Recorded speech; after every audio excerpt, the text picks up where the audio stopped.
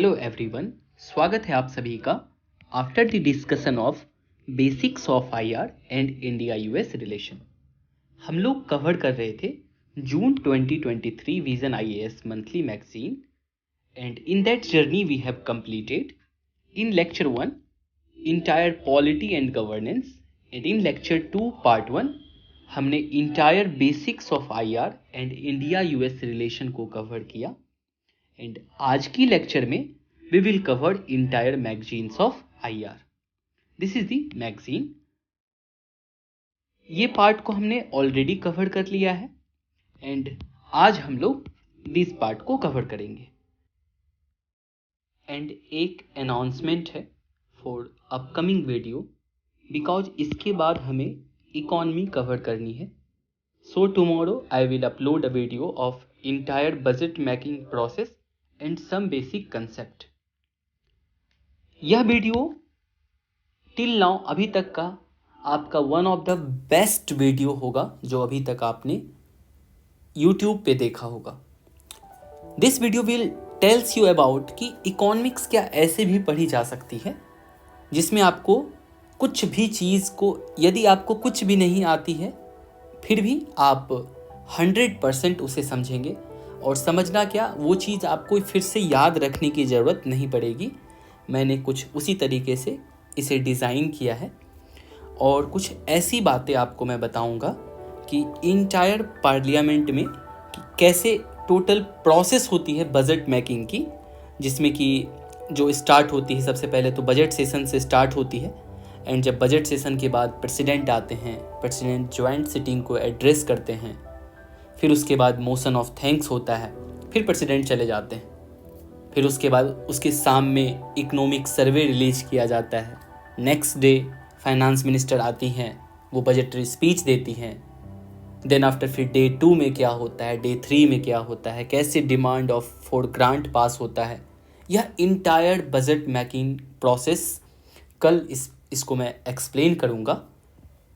And जो budget को कैसे पढ़ा जाता है, आप अक्सर क्या होता होगा, हर साल जब फरवरी में जब बजट आती है तो आप कोई ना कोई वीडियो खोजते होंगे कि जिससे मुझे पढ़ना है। बट इस वीडियो के बाद आपको किसी टीचर की ज़रूरत नहीं होगी। आप खुद से, आपको कौन सी डॉक्यूमेंट डाउनलोड करके बस 5 से 10 मिनट में आप उस बजट मेकिंग कंप्लीट बजट को आप समझ सकते हैं। और क्यों ये जो है, आप जब भी बजट देखते होंगे, जैसे ये मान लो 2023-24 की बजट है, तो ये भी 2023 का बजट दिया हुआ है। देन आफ्टर इस एक और पिछले साल का कुछ डाटा है, फिर उसके पिछले साल का है, फिर उसके पिछले साल का है। ये क्या मतलब है, 4 ईयर का डाटा क्यों प्रेजेंट किया जाता है बजट में, इस चीज़ को भी समझेंगे, इसकी क्या मीनिंग्स होती है और कैसे बजट डॉक्यूमेंट को पढ़ा जाता है। फ्रॉम टुमारोज वीडियो आपको कोई ज़रूरत नहीं होगी, उसके बाद किसी टीचर की आवश्यकता नहीं होगी बजट को समझने के लिए। एंड उसके बाद हम लोग समथिंग अबाउट जीडीपी के बारे में भी समझेंगे। देखो, दो चीज़ तो ऑलवेज, जैसे कि अभी हम लोग अब स्टार्ट कर रहे हैं अपनी आईआर के डिस्कशन। देखो, जैसे कि अब स्टार्ट करते हैं, फिर वहाँ से आपको एग्जाम्पल समझाते हैं क्यों उसकी ज़रूरत है। And our first article is about India US relation में ही है। सो यहाँ से आर्टिकल हमारा स्टार्ट है।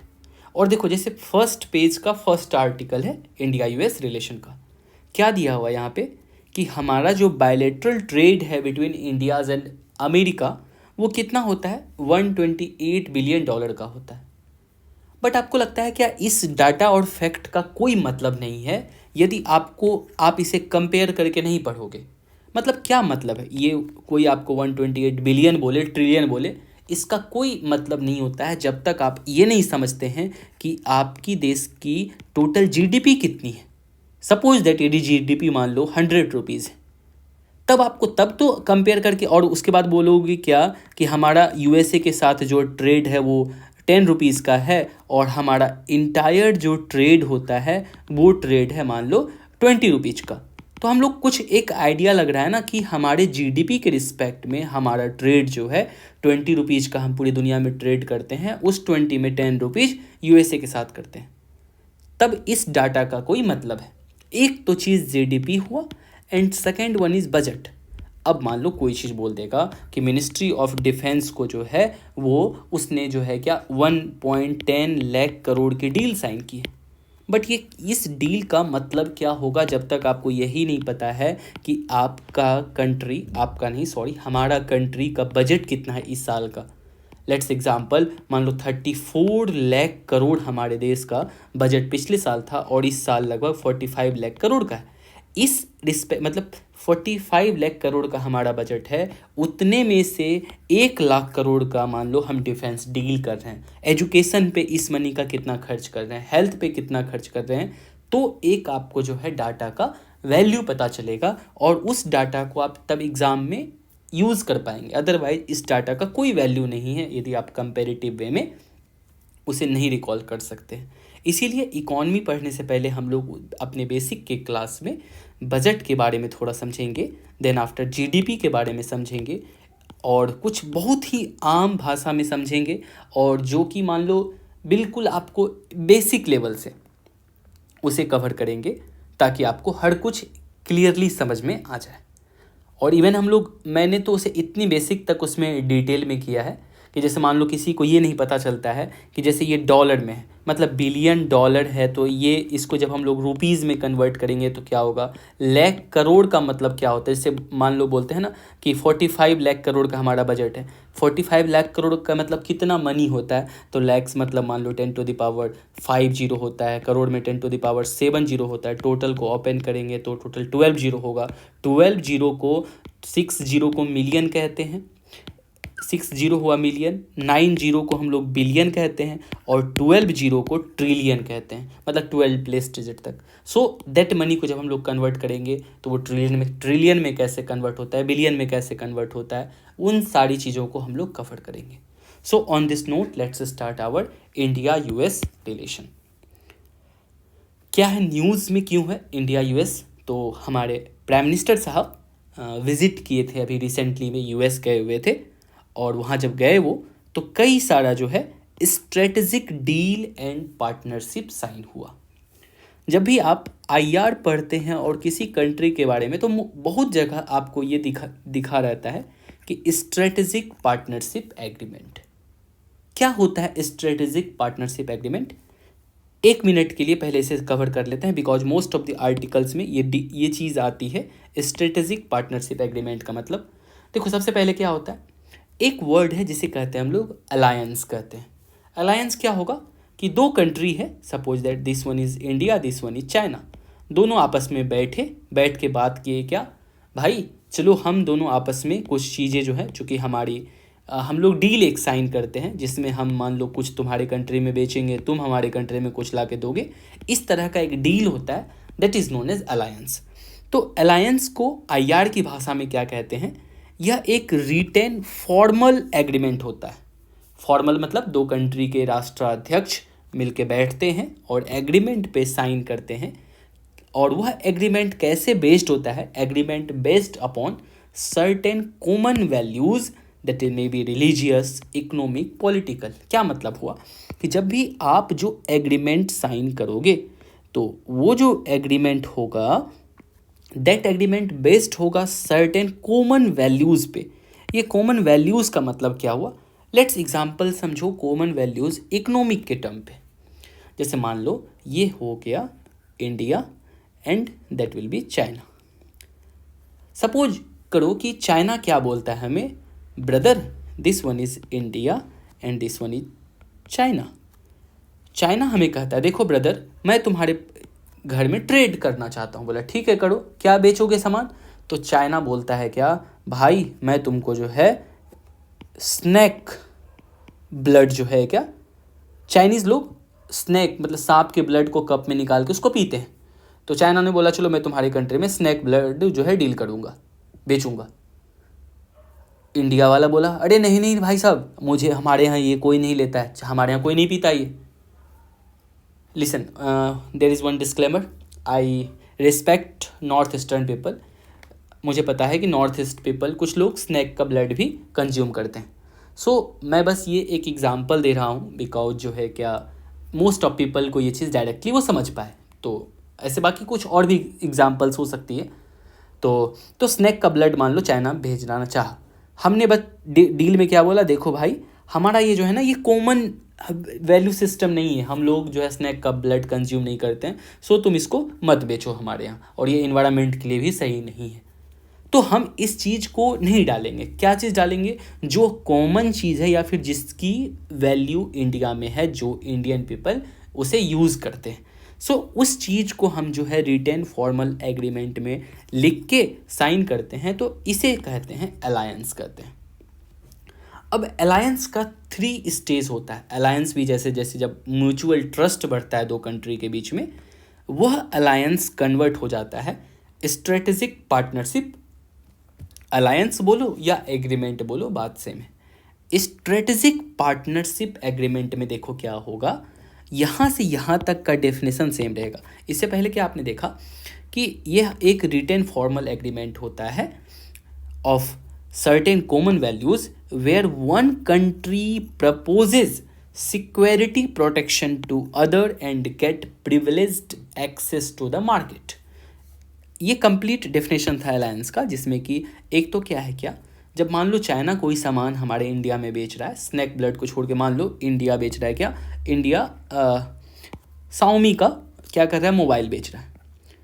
ये मान लो इस बार मोबाइल के लिए हमने डील फाइनल कर लिया, बट ऐसा क्या मान लो ये जो है क्या Xiaomi का मोबाइल आया यहाँ इंडिया में, एंड उसके बाद जो है और सपोज करो कोई इस पे अटैक कर दिया, या इसकी सामान को कोई मार्केट में नहीं बिकने दे रहा है, तो ऐसे केस में तो ये इंडिया उससे उसी एग्रीमेंट में भी बोल देता है कि आप अपना सामान लेके इंडिया में आइए, हम आपको पूरी सिक्योरिटी प्रोटेक्शन देंगे और आपको प्रिविलेज है, आप आइए और हमारे इंडिया में इन्वेस्ट कीजिए, ट्रेड कीजिए, बेचिए सामान, कोई दिक्कत नहीं है। तो ये सारी चीज़ें हम एक अलायंस जब किसी कंट्री साइन करते हैं तो सिक्योरिटी प्रोटेक्शन उसे प्रोवाइड करते हैं और एग्रीमेंट में सर्टेन कॉमन थिंग्स अलाउ करते हैं।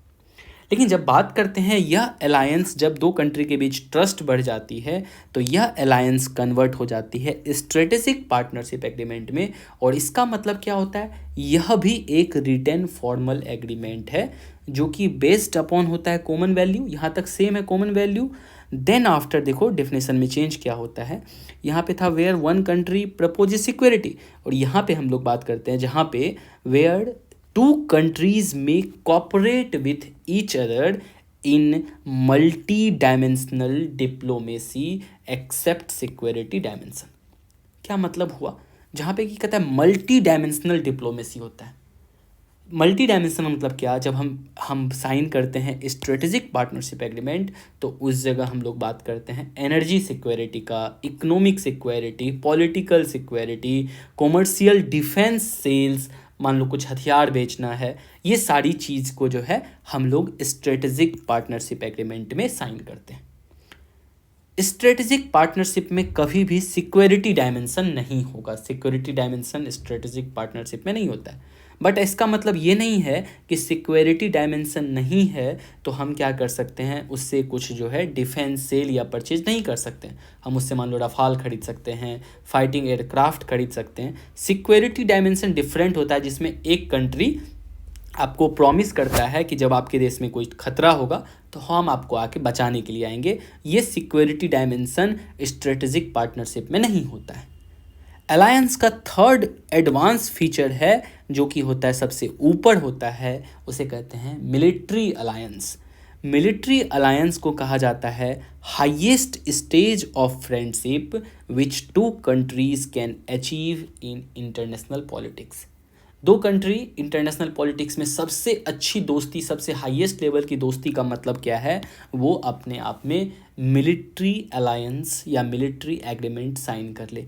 एग्जाम्पल आपको पिछले लेक्चर में पता होगा, जैसे नाटो था, जैसे वार्साओ पैक्ट था। नाटो मतलब क्या कि जैसे मिलिट्री अलायंस मान लो USA एंड प्लस जापान के बीच साइन है। जापान पे हमला मतलब USA पे हमला होगा और USA जाके उसको मार मार के तहस नहस कर देगा। ये होता है मिलिट्री अलायंस। तो इंडिया और USA के बीच अभी क्या साइन हुआ है, स्ट्रेटेजिक पार्टनरशिप अलायंस, जिसमें हम लोग कई सारे मल्टी डायमेंशनल डिप्लोमेटिकली हम लोग डील करेंगे, जहाँ पे कि एनर्जी के लिए बात होगा, इकोनॉमी के लिए, पॉलिटी के लिए हम लोग इन सारी वैल्यू सिस्टम एंड प्लस देश सिक्योरिटी पे हम लोग डील में बात किए हैं और फाइनल किए हैं। यही चीज़ आपको अभी अब मैगजीन में देखने को मिलेगा जब हम बात करेंगे। देखो हम लोग ट्रेड के लिए बात कर रहे हैं, semiconductor, telecommunication, quantum talk, research innovation, and इसके बाद वाली जो अगला आर्टिकल में है डिफेंस डील में भी हम लोग बात किए हैं, और उसके नेक्स्ट आर्टिकल 3 आर्टिकल एक साथ है, और स्पेस रिलेशन, स्पेस सिक्योरिटी पे भी बात हुआ है। This is all because of strategic partnership agreement. Hope so clear है। तो प्राइम मिनिस्टर मोदी जी गए यूएसए और साइन किए हैं स्ट्रेटेजिक डील एंड पार्टनरशिप। आगे आर्टिकल फर्दर कंटिन्यू करने से कि इसकी आउटकम्स क्या रही, थोड़ी देख लेते हैं कि हमारा इंडिया और यूएस रिलेशनशिप में क्या क्या चीज़ें अभी कंटेम्प्रेरी में, कुछ डाटा एंड फैक्ट्स को देखते हैं जो है अभी। इन चीज़ों को समझने के लिए आपके लिए मैंने इसी लेक्चर में भी थोड़ी अपडेट करके लिख दिया है ताकि आप इसमें कंपैरेटिव एनालिसिस कर पाओ। देखो इंडिया की अभी प्रेजेंट में टोटल जीडीपी कितनी है, तो इंडिया की जीडीपी है 3.75 लाख करोड़। इस चीज़ को जब आप ट्रिलियन में कहते हो, अभी जस्ट आपको बताया, लाख में 50, करोड़ में 70, टोटल मिला देंगे तो 10⁻12 जीरो हो जाता है, मतलब टोटल 12 जीरो हो जाता है। तो इसी चीज़ को इंग्लिश सिस्टम में ट्रिलियन कहते हैं। तो यह हमारा जीडीपी जो है इतना ट्रिलियन का जीडीपी है। और पूरी दुनिया में ग्लोबल ट्रेड कितने की होती है, तो पूरी दुनिया में ग्लोबल ट्रेड होती है 32 ट्रिलियन डॉलर की ट्रेड होती है। ठीक है, ये पूरी वर्ल्ड की बात है। हमारी जीडीपी तो 3.5 ट्रिलियन ही है, लेकिन ये पूरी वर्ल्ड का जितनी भी कंट्री है, चाइना, अमेरिका, जापान, ये सभी जो ट्रेड करते हैं वो टोटल ट्रेड है 32 ट्रिलियन डॉलर का। इसको जब बिलियन में आप कन्वर्ट करो, ये हो जाता है 32,000 बिलियन। बताया कि टोटल 9 जीरो होता है बिलियन में, 12 जीरो होता है ट्रिलियन में। 3 जीरो इससे निकाल के रख दिया तो इतना इधर हो गया, बाकी बचा उधर बिलियन बचा। तो 32,000 बिलियन डॉलर ये टोटल हो गया, दोनों एक ही बात हुई। इतना का ग्लोबल ट्रेड है। इस ट्रेड में यदि हम बात करें इंडिया कितना ट्रेड करता है, तो इंडिया टोटल एक साल में 1176 बिलियन डॉलर का इंडिया ट्रेड करता है। कितना? और इसी चीज़ को हम लोग ट्रिलियन में बोले तो 1.176 ट्रिलियन डॉलर इंडिया ट्रेड करता है, जो कि पूरी ग्लोबल ट्रेड का only approx 2% of global trade है। मतलब टोटल मान लो ये टोटल है, मतलब 100% है, तो इंडिया ओनली 2% ग्लोबल ट्रेड में भागीदारी रखता है। जब हम बात करते हैं ग्लोबल ट्रेड का, तो इसका मतलब एक्सपोर्ट भी होता है और इम्पोर्ट भी होता है, दोनों मिला के हम लोग ग्लोबल ट्रेड कहते हैं। इंडिया का जो ये है 1176 बिलियन डॉलर, इसमें से एक्सपोर्ट हम कितना का करते हैं, तो 453 बिलियन डॉलर का हम सामान दूसरे देश में बेचते हैं, और 723 बिलियन डॉलर की सामान दूसरे कंट्री से खरीदते हैं। डिफरेंट कंट्री, चाहे अमेरिका हो, जापान हो, चीन हो, इन सभी से हम लोग 723 बिलियन डॉलर का सामान खरीद के अपने इंडिया में लाते हैं, और टोटल को आप जोड़ लो तो 1176 बिलियन डॉलर हो जाता है, जो हमारा टोटल ट्रेड है ऐड करके। ये इतना सारा में हम लोग, हमारा ये टोटल हुआ 1176 बिलियन डॉलर। इसमें से हम लोग यूएसए के साथ कितना करते हैं, तो मोटा मोटी आप इसे एवरेज में 1000 ही बिलियन डॉलर समझो। तो इसमें से जो है हम लोग यूएसए के साथ 128 बिलियन डॉलर का जो है ट्रेड करते हैं। तो जब ट्रेड हमने बात किया 128 बिलियन डॉलर का, तो इसमें कुछ होगा एक्सपोर्ट, कुछ होगा इंपोर्ट। तो ये 128 बिलियन डॉलर में 76 बिलियन डॉलर का सामान हम यूएसए को बेचते हैं, और ख़रीदते उससे बहुत कम है। 43 बिलियन डॉलर का सामान हम अमेरिका से इंडिया मंगवाते हैं। बेचने के मामले में पूरी दुनिया में हम जिसके साथ भी ट्रेड एक्सपोर्ट करते हैं सामान, उसको बेचते हैं, हम सबसे अधिक अपना सामान अमेरिका को बेचते हैं 76 बिलियन डॉलर के साथ। और ख़रीदने के मामले में हम अमेरिका 3rd प्लेस पे है, सबसे अधिक हम लोग चाइना से ख़रीदते हैं। उसके बाद 2nd नंबर पे आता है यूएई, एंड 3rd नंबर पे आता है अमेरिका। तो खरीदने के मामले में इंडिया जो खरीदता है 3rd नंबर पे है, और बेचने के मामले में $76 बिलियन के साथ इंडिया नंबर 1 पे है यूएसए को सामान बेचने में। ये कुछ हमारा देश का ये डाटा है जिसमें कि ये बताता है कि जो हमारा जो एक्सपोर्ट डेस्टिनेशन है, हम जो सामान को बेचते हैं सबसे ज़्यादा यूएसए को बेचते हैं, उसके बाद यूएई, देन आफ्टर चाइना, और ख़रीदने के मामले में हम सबसे अधिक सामान चाइनीज़ सामान खरीदते हैं, उसके बाद यूएई का सामान 3rd नंबर पे यूएसए। यही डाटा को आपको बताया। अब जब ये डाटा आपको यहाँ से समझ में आ गया तो इसी डाटा को यहाँ से लिंक कीजिए। क्या कहता है, $128 बिलियन का बायलैटरल ट्रेड होता है किसके बीच, इंडिया और यूएसए के बीच, जो कि कहता है क्या, इंक्रीज किया है पिछले साल से। उसके बाद क्या था, हमने क्या बात किया अभी, बेचने के मामले में यूएसए हमारा लार्जेस्ट एक्सपोर्ट डेस्टिनेशन है, सबसे अधिक सामान यूएसए हम लोग बेचते हैं। तो लार्जेस्ट एक्सपोर्ट डेस्टिनेशन कौन है, USA is our largest export destination. Then after 3rd largest defence supplier. पिछली क्लास में आपने देखा होगा जब हम लोग इंडिया यूएसए के बेसिक्स कवर कर रहे थे तो हमारा कई सारा डील स्टार्ट हुआ, उसके बाद लेमुआ हुआ, उसके बेका हुआ, इन सब चीज़ के साथ आपने देखा कि हमने कई सारा डिफेंस डील भी किया था। सो यूएसए अभी 3rd लार्जेस्ट सप्लायर है। नंबर 1 पे आता है रसिया। रसिया हमें सबसे अधिक डिफेंस की सामान हमें प्रोवाइड करवाता है। देन आफ्टर 2nd में आता है फ्रांस, वही भैया जिसने हमें राफेल दिया था, और 3rd नंबर पे मारने वाला सामान हमें यूएसए देता है। और कहता है क्या, $28 बिलियन का सरप्लस होता है जब हम यूएसए से ट्रेड करते हैं। बहुत आसान सी बात है। हम देखो सरप्लस का मतलब क्या होता है, इतना सामान हम उसको क्या कर रहे हैं, यूएसए को बेच रहे हैं, तो इसके बदले में हमें ढेर सारा डॉलर मिला, ठीक है, और इतना कम सामान खरीद रहे हैं, तो इससे क्या हुआ, इंडिया के पास ओवरऑल सरप्लस मतलब पैसा अकाउंट में तो बचेगा ही, बिकॉज कम सामान हम लोग खरीद रहे हैं, अधिक सामान बेच रहे हैं। तो ये कुछ जो है हमारा, तो इसके लिए $28 बिलियन का सरप्लस होता है। दिस इज सम फैक्ट्स था ये। और उसके बाद आपसे भी जस्ट हमने बात किया कि ये स्ट्रेटेजिक पार्टनरशिप डील क्यों साइन हुआ, because the confluence of common factor है हमारे बीच, जैसे कि हम दोनों कंट्री डेमोक्रेसी को सपोर्ट करते हैं, शेयर्ड एरियाज ऑफ इंटरेस्ट है, स्टैंड अगेंस्ट टेररिज्म है, और इसी स्टैंड अगेंस्ट टेररिज्म की वजह से आज इंडिया और यूएसए दोस्त भी बना, अदरवाइज हम दोनों तो बायस्ड थे। एंड उसके बाद इसलिए comprehensive strategic partnership deal sign हुआ। More about news, not important है कि प्राइम मिनिस्टर गए, 31st विजिट था, 3rd ऑफिशियल विजिट, ये सब चीज़ एग्जाम में कभी नहीं पूछता है। क्या करे, क्या पूछेगा उससे, क्या कितनी बार मोदी जी गए थे अमेरिका या कितने प्राइम मिनिस्टर, मेन जो काम की बात है, काम की बातें पूछी जाती है। अब हम बात करते हैं कि हाँ मोदी जी गए तो उस विजिट का आउटकम्स क्या निकला, बिकॉज यही मेन चीज़ तो जानना चाहिए हमें। देखो एक चीज़ और मैं आपको बताना चाहता हूँ, चूँकि मुझे ये एक्सप्लेन करनी होती है कि मुझे कौन कौन सी पॉइंट आपके साथ डिस्कस करनी है, इसलिए मैं मैक्सिमम चीज़ों को अंडरलाइन करता हूँ और मुझे उतनी सी बातें तो मस्ट रीड करके डिस्कस करनी। आप जब आप मैगजीन में पढ़ेंगे तो वहाँ पे आपको टोटल चीज़ अंडरलाइन नहीं करनी है। सिंपली की आउटकम्स में ट्रेड को कर लिया, सेमीकंडक्टर कर लिया, टेली कम्युनिकेशन कर लिया, एक ओपन रेन बहुत इंपॉर्टेंट है इसमें अंडरलाइन कर लिया, क्वांटम टेक पे हुआ, रिसर्च एंड इनोवेशन हुआ। सपोज दैट मान लो हम कोई चीज़ क्यों कर रहे हैं, हमें ऐसा थोड़ी एक अच्छा लग रहा है इसलिए हम ये मैगजीन पढ़ रहे हैं, हमें पास करना है, एग्ज़ाम पास करना है। यूपीएससी आपको जब भी मेंस में देगी, यदि आपको एनालिसिस भी करने बोलेगी, इंडिया यूएसए मान लो ट्रेड रिलेशन को करना हो या स्ट्रेटेजिक पार्टनरशिप अलायंस, तो उसमें आपको क्या लिखना, उतना तो पॉइंट है नहीं, सिंपल लिखेगा कि हाँ हमारे बीच क्या क्या होता है। एक नंबर 1 पॉइंट बना के trade, the second point semiconductor, something कुछ दो लाइन यहाँ से लिख दिया, टेली कम्युनिकेशन लिख दिया। तो मेजर पॉइंट और कुछ जो बहुत इंपॉर्टेंट हो उसी को अंडरलाइन करना है, पूरी मैगजीन को अंडरलाइन नहीं करना है।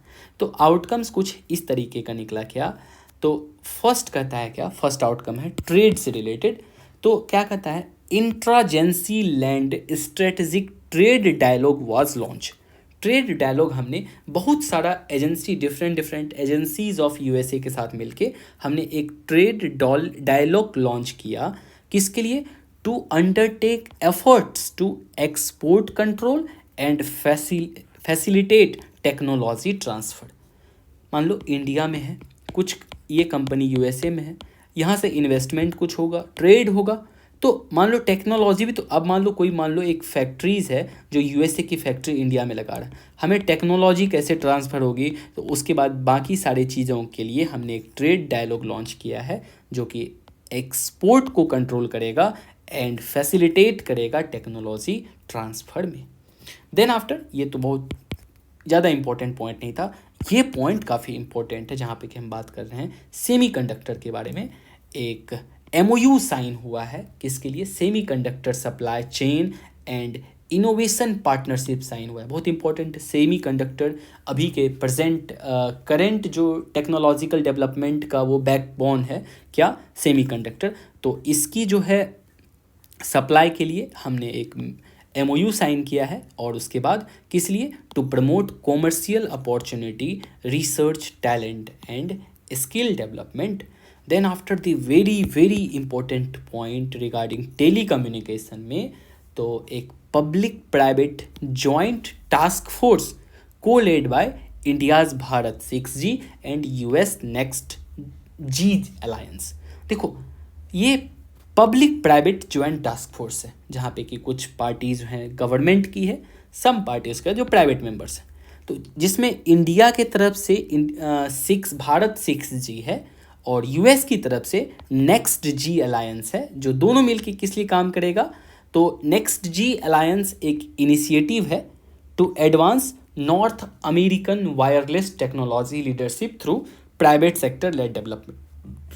सीधा देखो, आम भाषा में बात करें एक लाइन में, तो टेली कम्युनिकेशन के क्षेत्र में इंडिया और यूएसए साथ मिलके मोस्टली 5G एंड 6G के डेवलपमेंट के लिए, अभी भी हम लोगों के इंडिया में भी 5G आया है बट वो ट्रायल बेसिस पे आया है, और 5G को कैसे मोर इफ़िशियंट बनाया जाए, लेस जिसमें मनी एक्सपेंडिचर हो, उस तरह की सिस्टम पे अभी भी काम जारी है। और उसी के लिए एक सिस्टम है जिसे कहते हैं क्या, तो नेक्स्ट जी अलायंस, ये दोनों जो है किस लिए, for the development and deployment of open radio access network ORAN system was launched. Very very important point है कि ORAN क्या होता है। देखो, ORAN को यदि डिफाइन किया जाए तो it is a system that allows inter operation between cellular network equipment provided by different vendor. मैंने इतना लाइन पढ़ा होगा, आपको लग रहा होगा अरे क्या मजाक कर रहे हैं, तो कुछ समझ में नहीं आया क्या मतलब होता है ओपन रैन। तो ओपन रैन है बहुत टेक्निकल चीज़, इसलिए जो टेक्निकल चीज़ है थोड़ा आप आइए इसको एक्सप्लेन करते हैं एक चार्ट की मदद से। समझते हैं ओपन रेडियो एक्सेस नेटवर्क क्या होता है। सोचो जरा कि जब हम लोग किसी को फ़ोन लगाते हैं और वो फ़ोन हमसे, वो पीपल कितनी भी दूर हो, उसे वो कॉल जाती है और with in a fraction of second, उसमें फ्रैक्शन ऑफ सेकेंड की भी डिले नहीं होती है, जैसे हम बोलते हैं वो हमारी आवाज़ वहाँ जाती है और वो उसके बाद उसकी रिप्लाई आती है। ये सारी प्रोसेस होती कैसे, थोड़ी समझते हैं इसे। देखो, ये मोबाइल है जैसे, तो मोबाइल के बिल्कुल नीचे वाले पोर्शन पे यहाँ पे लगा होता है छोटा सा होल बना होता है जिसको कि बोलते हैं माइक्रोफोन। अक्सर देखेंगे जो आदमी धीरे धीरे कहीं मान लो लाइब्रेरी में है, कॉल कर रहा है, तो धीरे से मोबाइल को नीचे इस पोर्शन को मुंह में सटाएगा, हल्का धीरे से बोल देगा हाँ भाई लाइब्रेरी में हूँ। तो इस तरीके से, तो ये यहाँ पे होता है माइक्रोफोन।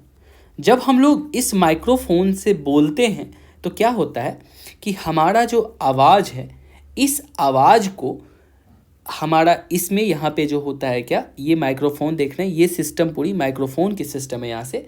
तो माइक्रोफोन हमारी आवाज़ को क्या करता है, वो डिजिटल सिग्नल में बदल देता है। ऐसे जब हम लोग बोलते हैं तो हमारी आवाज़ की फ्रीक्वेंसी कुछ इस तरीके से होती है, इसे कहते हैं एनालॉग सिग्नल। मोबाइल की माइक्रोफोन हमारे एनालॉग सिग्नल को कन्वर्ट कर देता है किसमें, तो डिजिटल सिग्नल में। डिजिटल सिग्नल मतलब 010101, इस फॉर्मेट में हमारी आवाज़ को बदल दिया। क्या प्रोसेस हुआ, हमने किसी को कॉल लगाया, कॉल लगाने के बाद हमारी आवाज़ जो गई वो आवाज़ माइक्रोफोन में गई, माइक्रोफोन ने हमारे आवाज़ को कन्वर्ट कर दिया फ्रॉम एनालॉग से डिजिटल सिग्नल में। डिजिटल सिग्नल मतलब क्या, हमारी पूरी आवाज़ को वो 0101 के पैटर्न पे सेट कर दिया।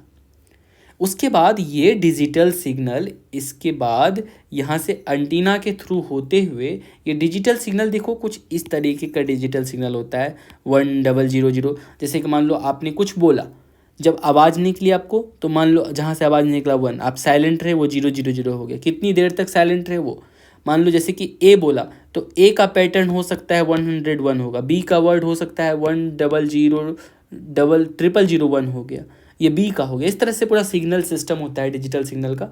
डिजिटल में कन्वर्ट किया ये सिग्नल जो है थ्रू, उसके बाद यहाँ से एंटीना के थ्रू होते हुए इसके नीचे एंटीना होता है, देखो यहाँ पे आपको दिख भी रहा होगा, यहाँ पे लिखा हुआ है antenna. The antenna inside the phone क्या करता है, रिसीव करता है इस डिजिटल सिग्नल को और यहाँ से फिर क्या करता है, इसे ट्रांसमिट कर देता है in the form of electromagnetic wave के रूप में। ये देखो यहाँ से इलेक्ट्रोमैग्नेटिक वेव के रूप में एंटीना यहाँ से सिग्नल को रिलीज कर दिया, मतलब जो 0101 था उसे कन्वर्ट कर दिया। तो electromagnetic wave transmits the 01 by altering the wave character such as, इसमें टोटल जो भी चीज़ होगा एम्पलीट्यूड फ्रीक्वेंसी। अब मान लो कैसे कन्वर्ट किया होगा इलेक्ट्रोमैग्नेटिक वेव में, मान लो जो डिजिटल सिग्नल जहाँ पे 1 था 1 को कुछ इस तरीके से ऐसे कर दिया, जब वहाँ पे बिल्कुल हाई फ्रीक्वेंसी कर दिया, और जो 0 होगा वहाँ पे देखो बिल्कुल गैप से आराम से धीरे धीरे जा रहा है, तो इसको लो फ्रीक्वेंसी कहते हैं। इस तरीके से पूरा हमारा डिजिटल सिग्नल को, पहले हमारा क्या था, सबसे पहले हम लोग जब स्टार्ट किए थे हमारा जो सिग्नल था वो एनालॉग सिग्नल था, एनालॉग से डिजिटल में बदला, फिर डिजिटल से वो क्या हुआ, वो बन गया आपको इलेक्ट्रोमैग्नेटिक वेव के रूप में यहाँ से निकलना स्टार्ट हुआ। ये सिग्नल हम जब यहाँ कान से किसी को बोलेंगे तो ये सिग्नल क्या होगा, हमारे नियरेस्ट टावर के पास पहुँचेगा। पूरी अर्थ पे टावर जो है, और कभी सोचा है आपने कि टावर कैसे लगाते हैं, टावर की रेंज क्या होती है?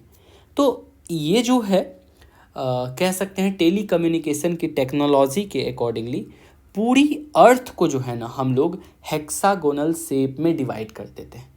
जैसे कि मान लो यह देखो, इसको जूम आउट जब करते हैं, मेरे पास एक मैप है मैं दिखाता हूँ, वेट अ सेकेंड थोड़ी डिटेल में। हाँ, फ्रॉम हियर मान लो ये पूरा अर्थ है, तो मान लो एक हेक्सागोनल मतलब 6 साइड वाला हमने एक हेक्सागोनल ऐसे बनाया, जिसमें कि मान लो एक टावर हम सपोज करते हैं कि एक टावर यदि इसके बीच में लगा दिया, इस एरिया को कवर कर लिया। सेकेंड जो हेक्सागोनल मेरा बनेगा, मान लो ऐसे हो गया, ऐसे हो गया, then after this, wait a second, sorry मैंने ये गलत बना दिया, तो वेट मैं ऐसे बनाता हूँ। मान लो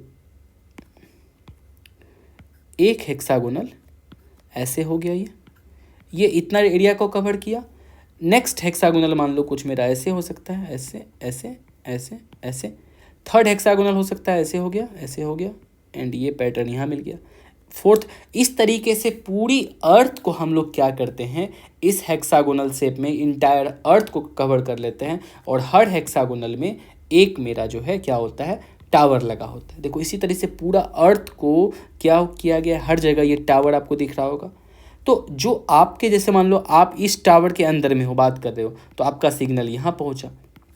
तो क्या कहता है, in cellular technology geographical area को हम लोग डिवाइड कर देते हैं in hexagonal cell unit, each cell having its own tower and frequency slot. सबकी अपनी टावर है, फ्रीक्वेंसी स्लॉट। तो और हर एक टावर अपने से जो है ऑप्टिकल फाइबर के थ्रू कनेक्टेड रहता है। पूरी दुनिया में ऑप्टिकल फाइबर बिछी हुई है, इवन दुनिया समुद्र के अंदर में भी देखो इस तरीके से ऑप्टिकल फाइबर बिछी हुई है।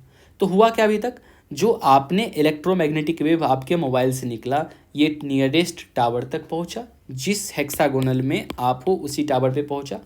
वो सिग्नल ये टावर पहले तो रिसीव किया, उसके बाद जो है यहाँ पे सिग्नल क्या होता है, लाइट पल्सेस में कन्वर्ट हो जाता है। तो electromagnetic wave are picked up by the tower and converts them into high frequency light plug.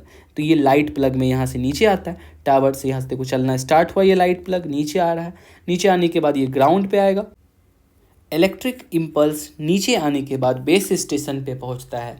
Base station क्या करता है, फिर से यहाँ पे जो है फर्दर सिग्नल को प्रोसेस करता है, और प्रोसेस करने के बाद ये फिर जो है, अब इसके बाद क्या होता है, जब ये पूरी प्रोसेस यहाँ से प्रोसेसिंग कर दी आपकी आवाज़ को, देन आफ्टर देखो अब जाके क्या होगा, सेकेंड स्टेप। तो फिर वो सिग्नल को पहुंचाएगा कहाँ पे, डेस्टिनेशन टावर पे। मान लो जिसको आपने कॉल लगाया था, तो स्टार्टिंग में ये आप थे, आपकी मोबाइल, मान लो suppose that this is you, आपने यहाँ से सिग्नल भेजा, तो आपके इस टावर से पहुँचने के बाद सभी कनेक्टेड है। मान लो आपने जिसको कॉल लगाया वो इस जगह पे है, तो यहाँ के टावर में पहुँचेगा वो, तो वही था नियरेस्ट टावर। ये नियरेस्ट टावर पे आ चुका है यहाँ से सिग्नल। नियरेस्ट टावर के बाद फिर क्या होगा, ये आपके कानों तक जो है वो इलेक्ट्रोमैग्नेटिक वेव पहुँच जाएगा। बट इन सारे प्रोसेस में यहाँ तक का बहुत आसान प्रोसेस था। क्या प्रोसेस था, आपने कॉल लगाया, यहाँ आपके कानों से, मोबाइल से इलेक्ट्रोमैग्नेटिक वेव निकला और वो वेव डेस्टिनेशन तक पहुँच गया। लेकिन समझने वाली बात ये है कि कैसे बताया होगा इस टावर को कि सिग्नल तुमको पहुँचाना है इस आदमी के पास, कैसे पता चला होगा कि ये टावर तक यहाँ पे आना है। इस दोनों के बीच में जो है कि लोकेशन का संबंध बनाने के लिए हमारे पास आता है MSC। MSC means mobile switching centre. Mobile switching centre एक घर की तरह होता है, जहाँ पे क्या आप सपोज करो, क्या तो जब आपने कभी सिम खरीदने के लिए जब आप जाते हैं, तो आप उसे क्या डॉक्यूमेंट अपना देते हैं, सारा डॉक्यूमेंट दे दिया, आधार कार्ड दे दिया, और उसके बाद आपका जो सिम है उस सिम में पीछे जो है वो सारी इन्फॉर्मेशन लिखी रहती है, और जो मोबाइल में आपको, और इन सारे इन्फॉर्मेशन की जो कॉपी है, रजिस्टर्ड है पूरी, जो है वो कॉपी रजिस्टर्ड नहीं होती है, कंप्यूटर में प्रोग्रामिंग के थ्रू होती है। ये सारा प्रोग्रामिंग जो है क्या, वो डिटेल्स इस MSC में है। MSC बता देगा कि आपने जिस नंबर को कॉल किया है वो सिम अभी पार्टिकुलर टावर लोकेशन के पास है, और यही MSC उसको बताएगा कि तुम जो है क्या करो, कहाँ जाओ, तुम इस टावर पे जाओ, ये बंदा इसी टावर के रेंज में है, और वहाँ से आप तब जाके ये सिग्नल आपके मोबाइल तक पहुँच जाती है वो।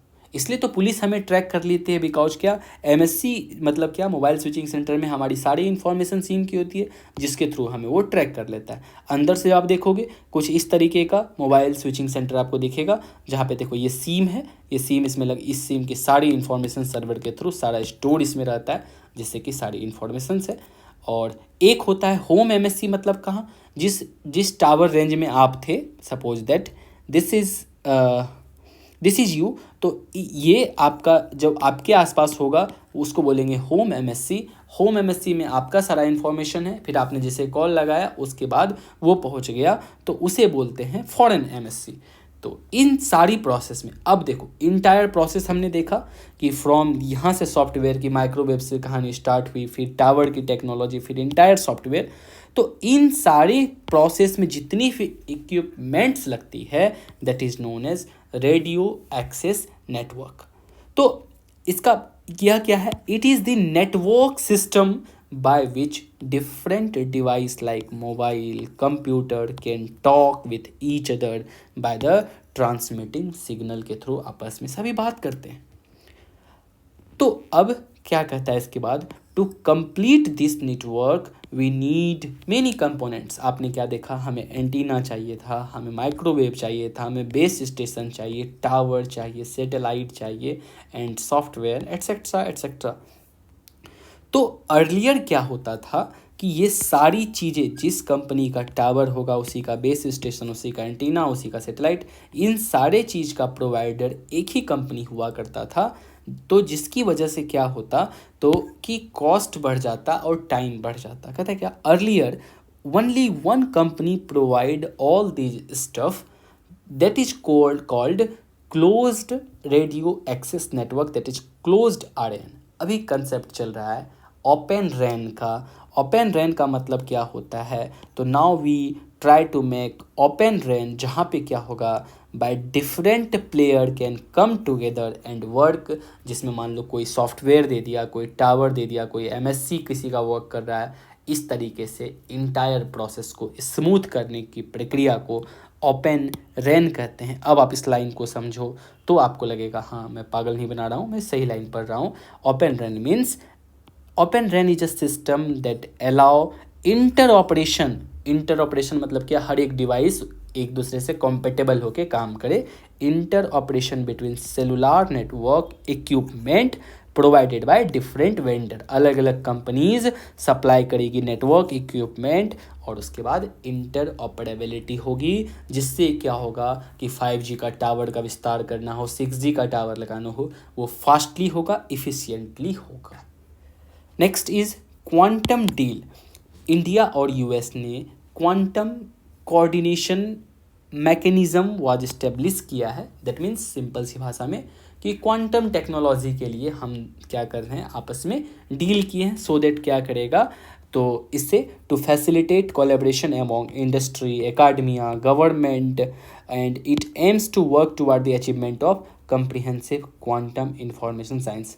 जैसे कि आपको पता होगा दुनिया का हर एक कंट्री नहीं, फिर भी मेजर डेवलप्ड कंट्री चाहे वो चाइना हो या अमेरिका हो, वो आज क्वांटम कंप्यूटिंग पे बहुत ज़बरदस्त मेहनत कर रहा है। बट इंडिया का दूर दूर तक नहीं दिखता है कि कोई क्वांटम कंप्यूटिंग में काम भी हो रहा है। सो दिस डील में ब्रिंग सम न्यू इन्फॉर्मेशंस, और जिसकी वजह से हम भी कुछ क्वांटम कंप्यूटिंग में रिसर्च कर पाए। बाकी क्वांटम कंप्यूटिंग होती क्या है, ये थोड़ी बहुत डिटेल्ड प्रोसेस में समझना होगा कि आज जो, जैसे अभी आपको बताया ना कि आज जो दुनिया में जितनी भी कंप्यूटर्स वर्क कर रही है वो 0-1 इस प्रोसेसिंग सिस्टम पे जो है इंटायर कंप्यूटर की लैंग्वेज पे वर्क कर रही है। बट क्वांटम कंप्यूटर इससे बियॉन्ड है, वो 0-1 पे यूज़ नहीं होगा, वो अलग मैकेनिज्म है। कभी डिटेल में हम लोग साइंस एंड टेक में चर्चा करेंगे। तो ये है।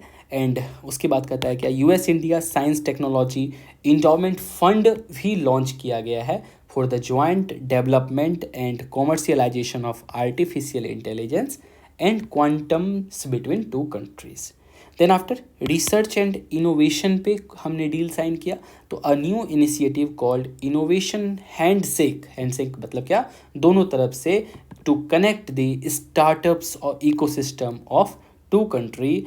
तो ये जो है आपको ICET ये सेटअप किया गया in January 2023 to strengthen and broaden the defence industrial cooperation and strategic technological partnership.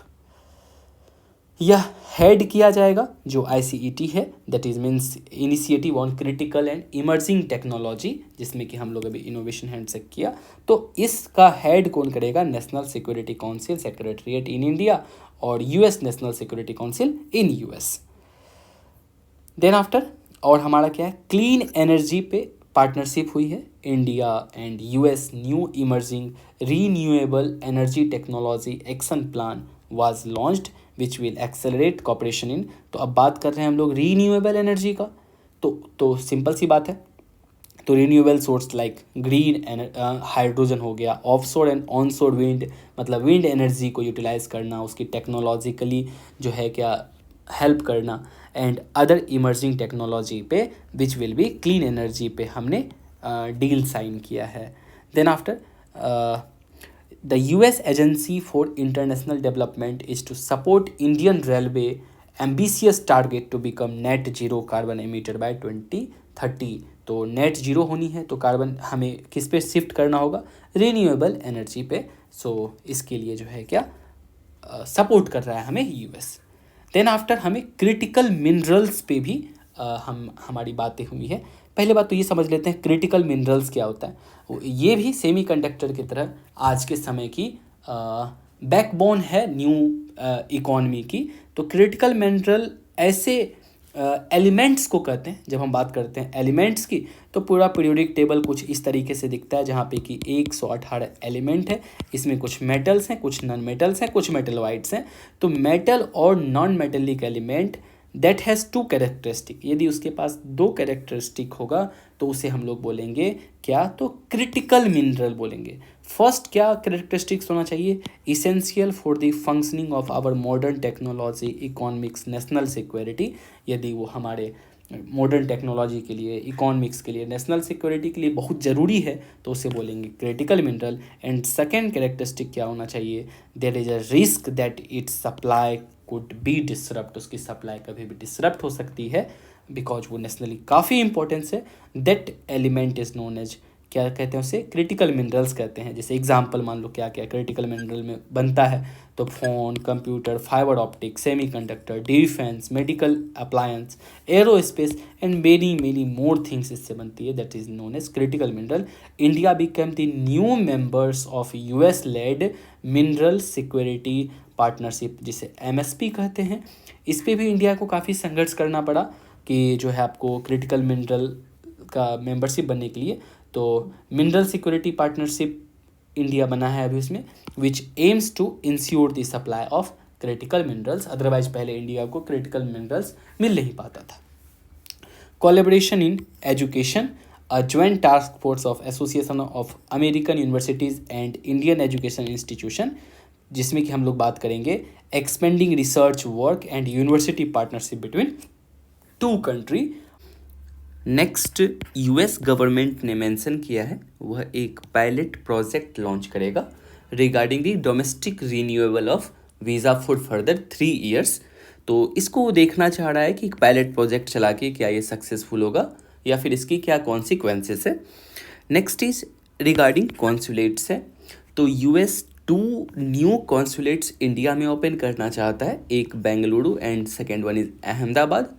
और इंडिया की ऑल्सो एक कॉन्सुलेट्स ओपनिंग जस्ट वो स्टार्ट होने वाली है जो कि सियाटल में है। एंड 2 और कॉन्सुलेट्स हम लोग US में ओपन करेंगे।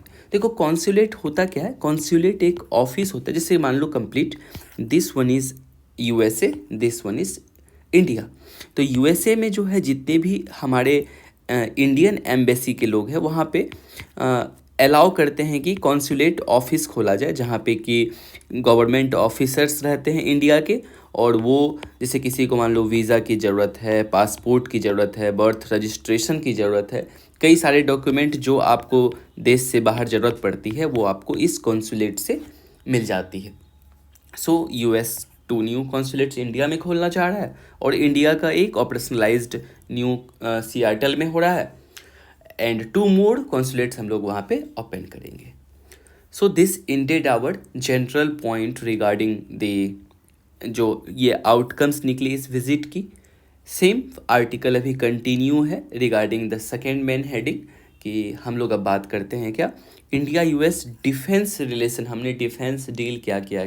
जैसे कि आपको पता है कि India is the 3rd largest importer of defence from USA।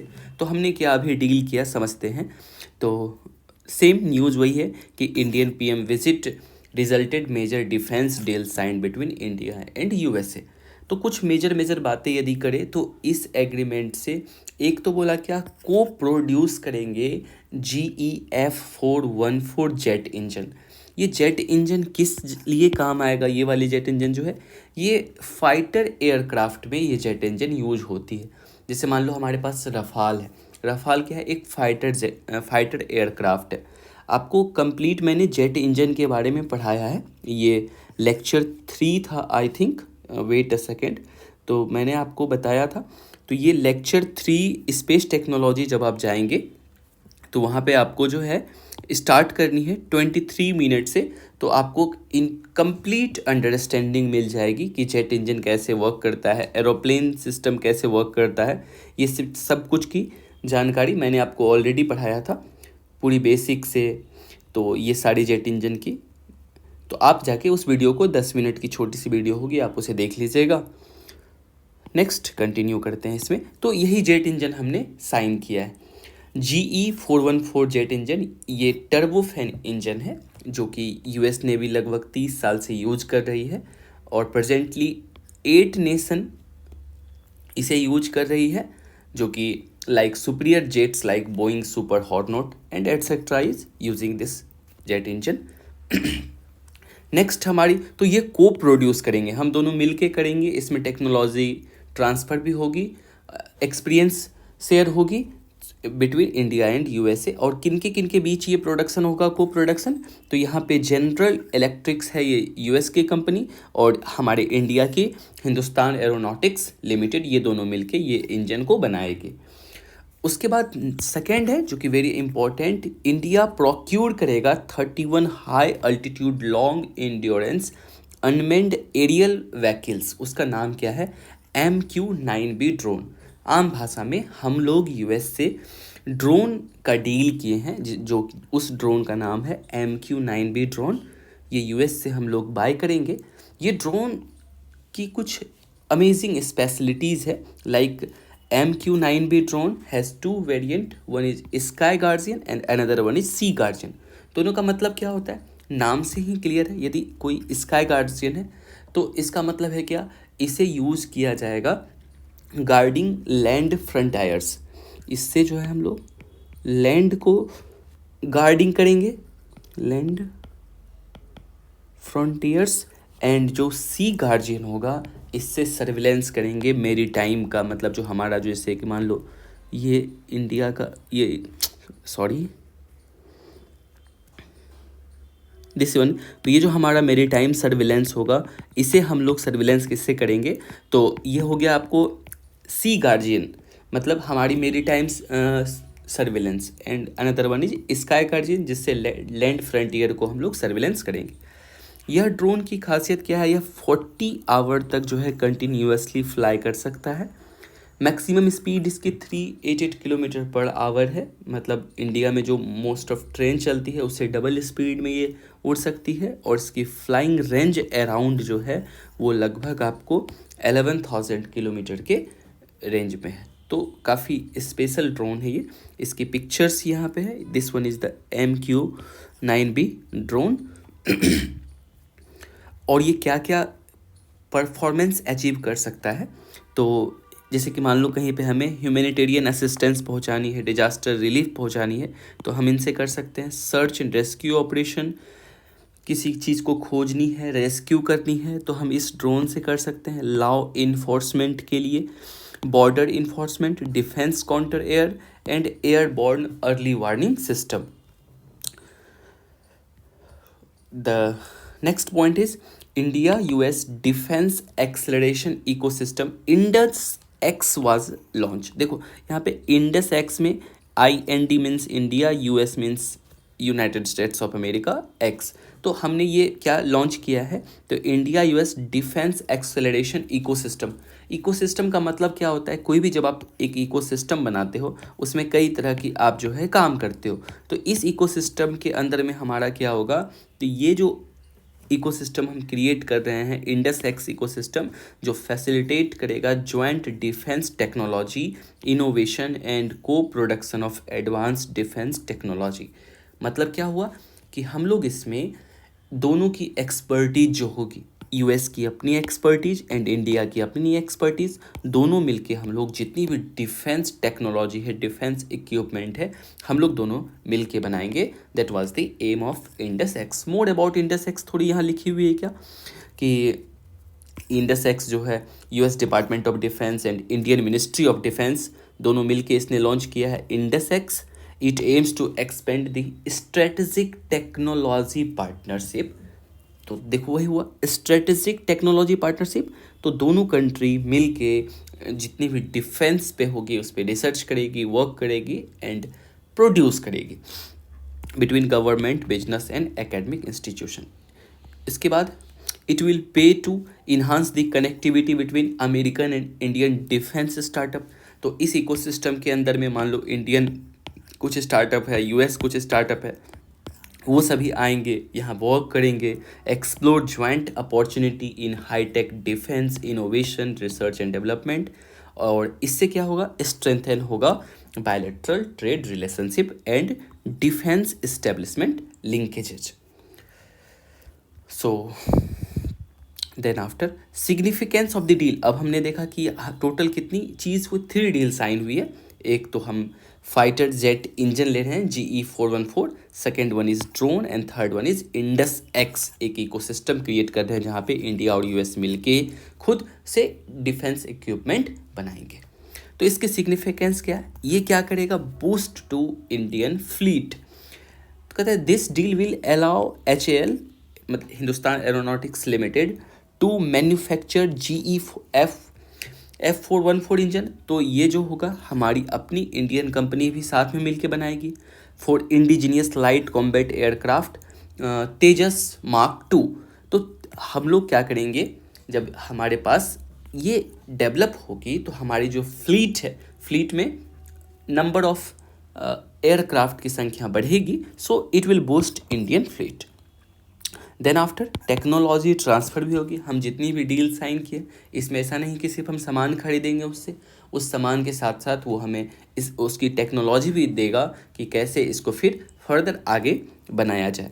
तो so only a handful country such as US, Russia, UK, France have mastered this technology and 80% technology transfer will help India to join the league in future. तो हमारे पास इसके बाद हम इस defence deal के बाद क्या होगा, टेक्नोलॉजी भी आएगी, तो हम भी इस कंट्री के लिस्ट में आ जाएंगे जो कंट्री के पास अपनी फिर से टेक्नोलॉजी होगी और खुद से हम अपने लिए वो डेवलप कर सकते हैं। फ्यूचर इंडिजीनियस डेवलपमेंट, इसके बाद क्या होगा, अभी तो हम प्रेजेंट में डील साइन करके उससे बाय कर रहे हैं, बट इसके बाद हमारे पास टेक्नोलॉजी होगा, हमारे पास पूरी प्रोसेस होगी, तो इसके बाद हम लोग इंडिजीनियसली ही डेवलप कर सकते हैं, खुद से डेवलप कर सकते हैं, हमें किसी पे डिपेंडेंट होने की ज़रूरत नहीं होगी। अंडरस्टैंड ड्रोन टेक्नोलॉजी, हम लोग इसे ड्रोन टेक्नोलॉजी को समझेंगे। बूस्ट लोकल डिफेंस इंडस्ट्री को, जो इंडियन इंडस्ट्री है उसे भी काफ़ी बूस्टिंग मिलेगा, बिकॉज क्या होगा, entire economy is related, supply chain में उसकी भी कुछ इंपॉर्टेंस होगी, वहाँ से भी कुछ सामान आएगी, वो भी बनाएंगे, हमारी इंडियन कंपनी भी स्टार्टअप में आएगी। So it will boost local defence industry and obvious सी बात है, जब इसके बाद हम लोग करेंगे, खुद से बनाएंगे, तो यह रिड्यूस दी कॉस्ट होगा। So this one the things. Challenges क्या है डिफेंस कॉपरेशन में, जो इंडिया यूएस के बीच एग्रीमेंट साइन हुआ। तो देखो एक्चुअली क्या है, आपको पता है वर्ल्ड फोरम में one side is USA and versus Russia चलता है। भले कोल्ड वार ख़त्म हो गया हो, बट आज भी आप देख रहे हैं कि रसिया जब यूक्रेन पे वार किया दोनों साइड से, तो यूएसए यूक्रेन को मेनी वेपन सप्लाई कर रहा है यूक्रेन को, और रसिया इसका स्टॉन्च राइवल है, तो दोनों के बीच में काफ़ी ये चलते रहती है। और हम जो है, हमारा आज भी सबसे ज़्यादा जो है डिफेंस इक्विपमेंट सप्लाई होता है रसिया से, हमारा लार्जेस्ट पार्टनर है। तो इस चीज़ को बैलेंस कर पाना इंडिया के लिए थोड़ी सी एक चुनौती होगी, बट स्टिल आपने देखा कि इंडिया, हम लोग इसमें मास्टरी हैं हमारी, चूँकि आवर जियो स्ट्रेटेजिक लोकेशन इस तरह से है कि यूएस को भी हमारे साथ आना पड़ेगा because to counter China. So that's why हमें उतनी टेंशन लेने की ज़रूरत नहीं। दैट्स वाई आपने देखा होगा कि काटसा में हमें वेवर मिल गया, उसके बाद जो है क्या न्यूक्लियर सप्लायर ग्रुप में, वहाँ पे भी हमें वेवर मिल गया, दुनिया के प्रथम कंट्री थे, तो ज़्यादा टेंशन लेने की बात नहीं है। तो चैलेंजेज इन डिफेंस कॉपरेशन क्या है, इंडियाज टाइज विथ रसिया, तो Russia is still largest defence supplier of India है, तो इसे बैलेंस करना है। India's stand in the joining alliance, तो India wishes to uphold its strategic sovereignty and recently rejected US invitation to joint NATO plus arrangement.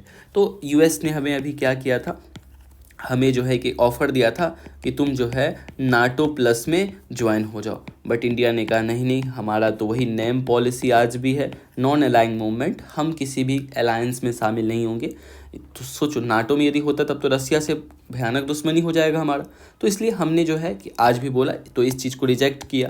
तो but still US इससे offend नहीं हुआ, बट ये चैलेंजेस तो है, यूएस आपस में बोलता ही होगा, इंडिया हमारे, हम उसके लिए हमारे इतना डील साइन कर रहे हैं, बट वो नाटो प्लस का मेंबर नहीं लिया। सो यह भी एक चैलेंजेज है। टेक्नोलॉजी ट्रांसफ़र, तो US defence company are reluctant, वो देखो ऐसे तो पेपर पे हम लोग बात कर लेते हैं कि चलो टेक्नोलॉजी ट्रांसफ़र होगी, लेकिन वो मेनी केसेस में देखा गया वो रिलक्टेंट रहा है, वो जनरली ट्रांसफ़र करना नहीं चाहता टेक्नोलॉजी। हाँ ऊपर ऊपर बता दिया या फिर कुछ मेजर चीज़ बता दिया इंटायर, जिससे कि हम लोग खुद से इसके बाद डेवलप कर पाए, वैसा कुछ नहीं देखा गया। So next is US funding to Pakistan. अभी रिसेंटली आपने देखा कि पाकिस्तान का F-16 फ्लीट के लिए क्या कर रहा है, US is still funding Pakistan. So एक तरफ से तो हम इंडिया से डील भी इंडिया से यूएस से डील भी कर रहा है, और साथ ही साथ हमारा जो नेबरिंग कंट्री है उसे क्या कर रहा है, उसे भी फंडिंग कर रहा है। सो उसकी ये डबल स्टैंडर्ड दिख जाती है। Next one is inconsistency in US stands. तो आपको पता है कि हालांकि वो सिचुएशन अलग था, ये पॉइंट हम लोग, चूँकि इंटरनेशनल रिलेशन फिक्स नहीं रहता है, हमेशा वो डिपेंड्स करता है कि कैसे सिनारियो है। तो पास्ट में यूएस ने पाकिस्तान को हेल्प किया, चाइना को भी हेल्प किया, हम पे खुद अटैक करने के लिए आ गया, बट ये तो सारी सिचुएशंस बदली जब यूएसए पे खुद हुआ 9/11 अटैक, और पता चला क्या कि ओसामा बिन लादेन जो है वो पाकिस्तान ने ही उसे शरण दिया हुआ था। तब से थोड़ा इस पे जो है वो इंडिया की तरफ उसका झुकाव होता है यूएसए का, एंड पाकिस्तान से थोड़ा दूर जाता है वो। सो ये सिचुएशन तो अभी बदल गया है, बट स्टिल अमेरिका पे कोई बिलीव नहीं कर सकता है। वे फॉरवर्ड, तो lastly balancing the relationship between, तो हमें यही कोशिश करनी चाहिए कि किसी से रिलेशन, हमें खास करके अपने रसिया से जो हमारा ऑल सीजन फ्रेंड है उससे कोई दुश्मनी नहीं करनी है, तो दोनों के बीच में एक मध्यस्थता बनाए रखनी है। और developing indigenous defence technology, India needs to strive, अब वो समय आ गया है कि इंडिया खुद पे डिपेंडेंट हो जाए, कि हम अपनी नीड के अनुसार से हर एक डिफेंस टेक्नोलॉजी खुद से बना पाए। And continue operation in Indo Pacific region, Indo Pacific means प्रशांत हिंद महासागर का क्षेत्र में। तो India need only a combined effort along with other regional power can deter the aggression of China in the Indo-Pacific region। देखो ये है इंडो पैसिफिक रीजन। इस रीजन को काउंटर करने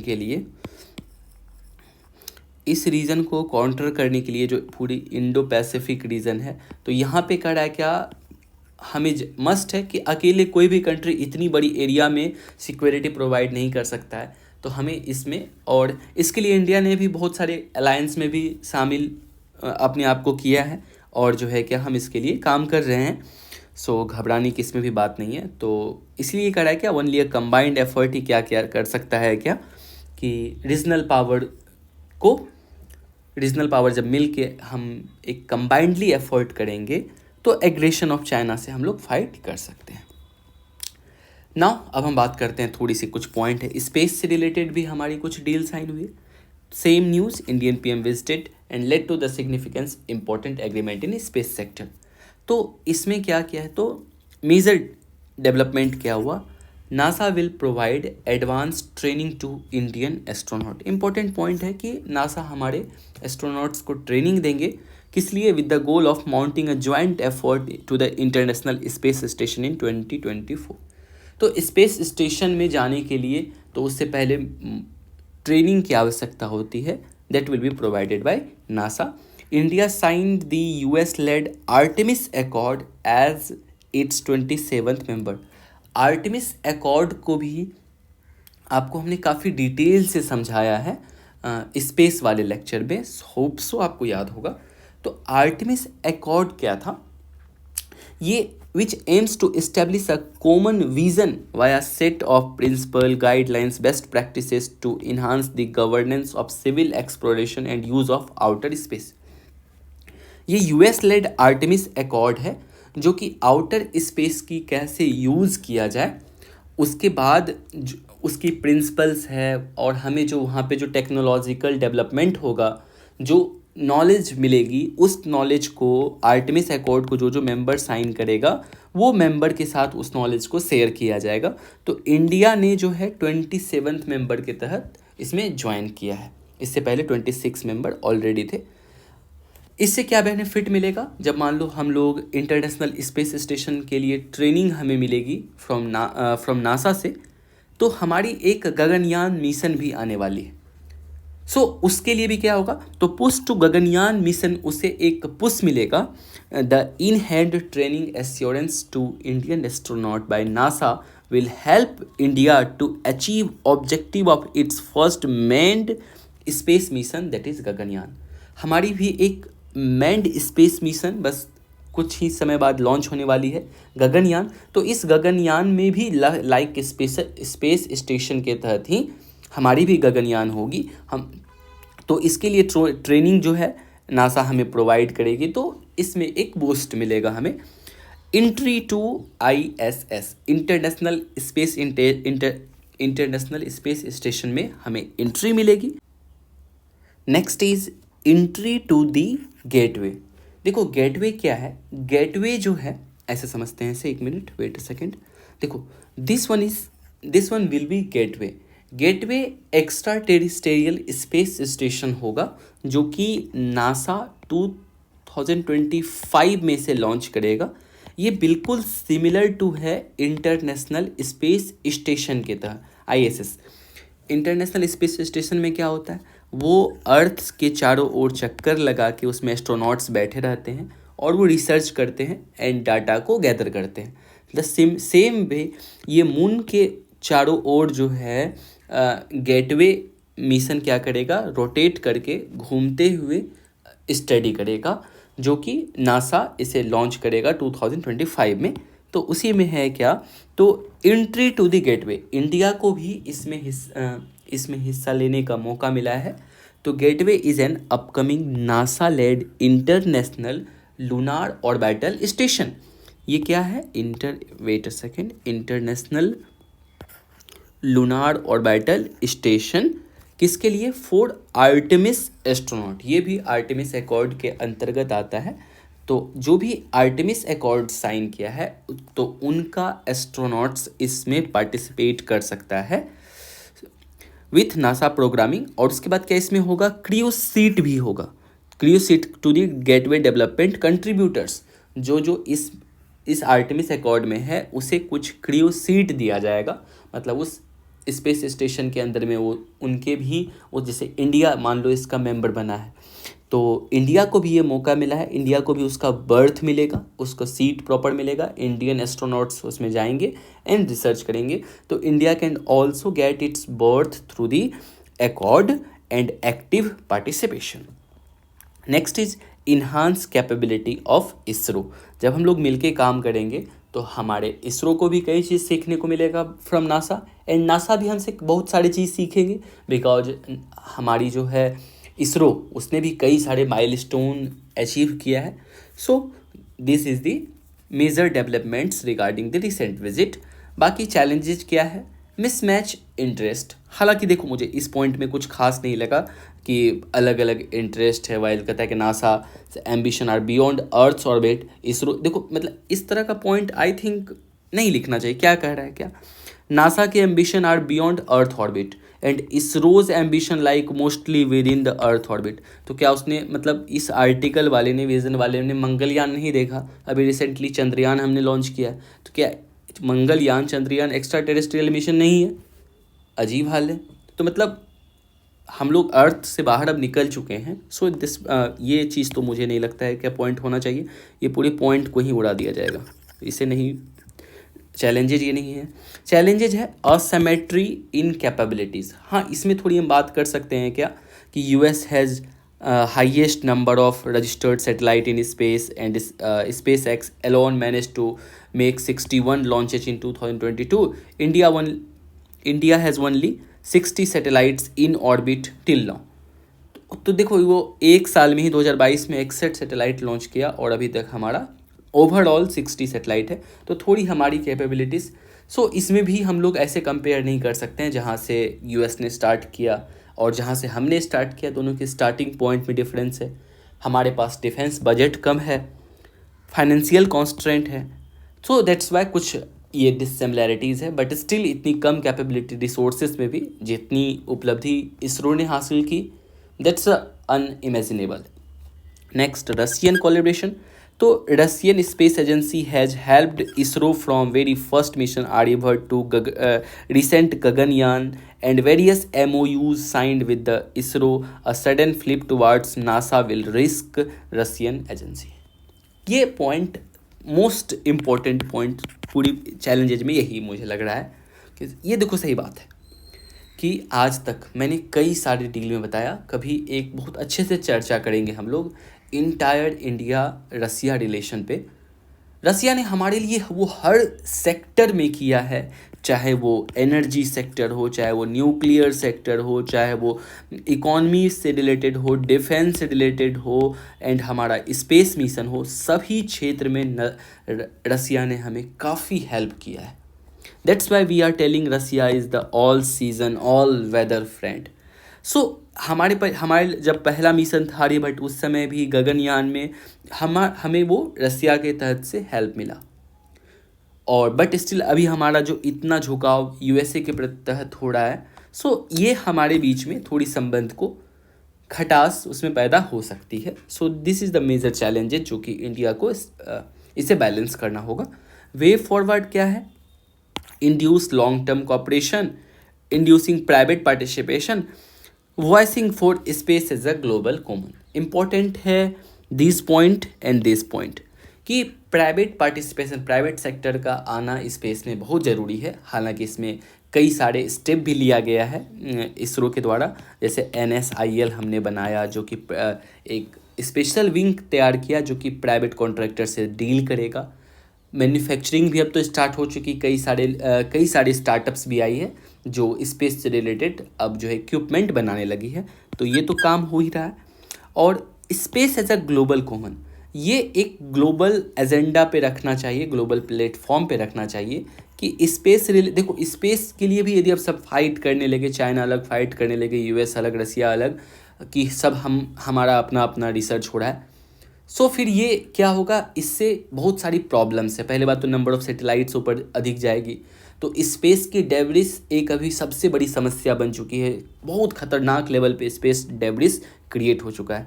ये भी मैंने आपको बताया है अपने स्पेस वाले क्लास में, कि आपने देखा था कि स्पेस में डेब्रिस का क्या हाल है। सो उसके बाद तो इतनी सारी मिशन की ज़रूरत भी नहीं है, और उससे कॉन्स्टेंट्स अर्थ पे भी होता है, इन्वायरमेंटल इम्पैक्ट हो रहा है। सो स्पेस एक ग्लोबल कॉमन की तरह ही होना चाहिए, जो कि पूरे इंटायर अर्थ के लिए होना चाहिए, और उसकी जो आउटकम्स हो पूरी अर्थ पे सभी के साथ शेयर किया जाना चाहिए। एंड आर्टेमिस अकॉर्ड ये है, यहाँ पे पढ़ लीजिएगा, established by US state department and NASA के द्वारा इसे इस्टेब्लिश किया गया इन 2022, जो कि जिसमें इतने सारे कंट्रीज़ हैं। इसमें कौन कौन से मेंबर नहीं है तो ये ध्यान में रखना, रसिया नहीं है, चाइना नहीं है, पाकिस्तान नहीं है, इंडिया मेंबर बना है। इसीलिए ये एक बहुत मेजर कंसर्न है कि रसिया का प्यारा दोस्त चाइना, और तो ये दोनों और चाइना का प्यारा दोस्त पाकिस्तान, ये तीनों नहीं है इस अकॉर्ड में। तो इससे कहीं एक जो है ना ग्रुपिंग ना बन जाए, इधर का 3 और हम इंडिया जो है US पे डिपेंडेंट होने के कारण हमारी इससे रिलेशन थोड़ी ख़राब ना हो जाए। बिकॉज USA पे दुनिया में कोई कंट्री विश्वास नहीं कर सकता है। वो एक हाथ से क्या करेगा, आपसे दोस्ती भी करेगा और दूसरे हाथ से आपके दुश्मनों को हथियार भी सप्लाई कर देगा। वो तो बोलेगा मैं तो अपना व्यापार कर रहा हूँ, बट पता नहीं है कि जो आपने मेरे दुश्मन को हथियार दिया है उससे मुझे ही कल नुकसानी होगी। सो दैट्स वाई हमें थोड़ी बस इसी चीज़ की बैलेंसिंग करनी है। एंड इसके बाद हम लोग बात करते हैं further India US digital trade relation. ये छोटी सी एक आर्टिकल है, India US digital trade relation क्या है। Computer and communication industry association, computer and communication industry association CCIA of US has highlighted digital trade barriers with India and flagged India as a protectionist in approach. बहुत ध्यान से समझिए, बस छोटी सी, बस 2 minute की कहानी है इसमें।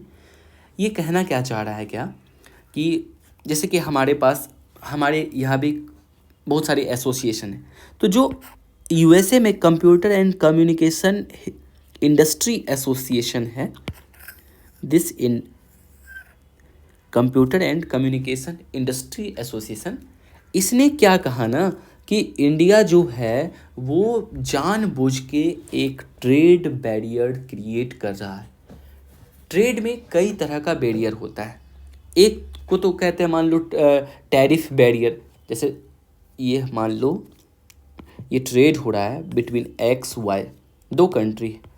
अब मान लो ये कोई सामान भेजा, तो ये सामान भेजा और क्या किया, मान लो उस सामान की प्राइस 100 रुपीज़ थी, इस कंट्री ने कहा कि हम जो है क्या ये सामान इंडिया में आएगा तो इस पर हम क्या करेंगे 50% टैक्स लेंगे, और इसका सामान का प्राइस हो जाता है 150 रुपीज़। जब इतनी हाई रेट ऑफ टैक्सेस लगाया जाए तो क्या होगा, ये सामान इस कंट्री में कॉस्टली हो जाएगा, पीपल इसे बाय नहीं करेंगे। तो इस तरह के बैरियर को कहते हैं टैरिफ बैरियर कहते हैं। बट कभी कभी क्या होता है, कोई कंट्री जो है नॉन टैरिफ बैरियर लगाता है।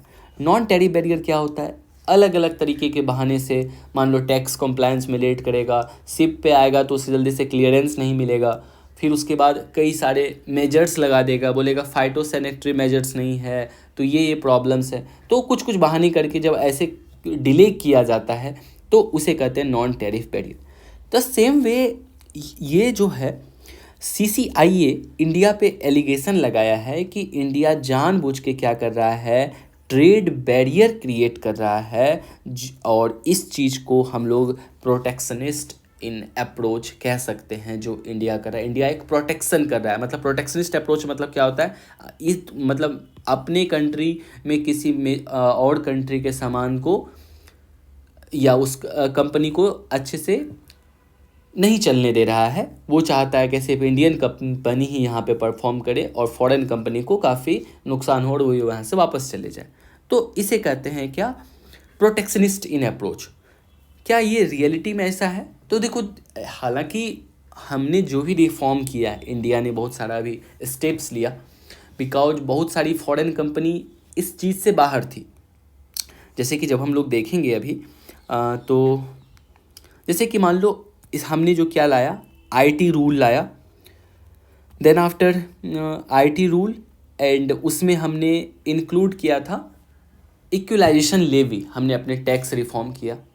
तो जिसकी वजह से यूएस और मेजर कंपनी जो है यूएसए की, वो काफ़ी हमसे नाराज़ हुआ कि आप जो है, जैसे जितने भी ई कॉमर्स कंपनी था, जैसे फ्लिपकार्ट हुआ, अमेज़न हुआ, हमने उन पे, गूगल हुआ, उन पे टैक्स लगाया। और मोस्टली ये सारी कंट्री कहाँ से बिलोंग करती है, तो कोइंसिडेंटली ये यूएसए से बिलोंग करती है। और क्यों हमने ये सब टैक्स इंट्रोड्यूस किया, बिकॉज हमारा एक तो लॉ, नियम क्या कहता है, अकॉर्डिंग टू लॉ कहता है कि जब कोई भी चीज़ पे आप तभी टैक्स ले सकते हैं, ये इंडियन कानून कहता है, आप किसी भी कंपनी पे टैक्स तभी ले सकते हैं, फर्स्ट तो क्या होना चाहिए कि उसके लिए कोई ना कोई लॉ होनी चाहिए, कोई एक्ट होनी चाहिए। तो इनकम टैक्स एक्ट हमारा काफ़ी पुराना है, 1961 का बना हुआ income tax act.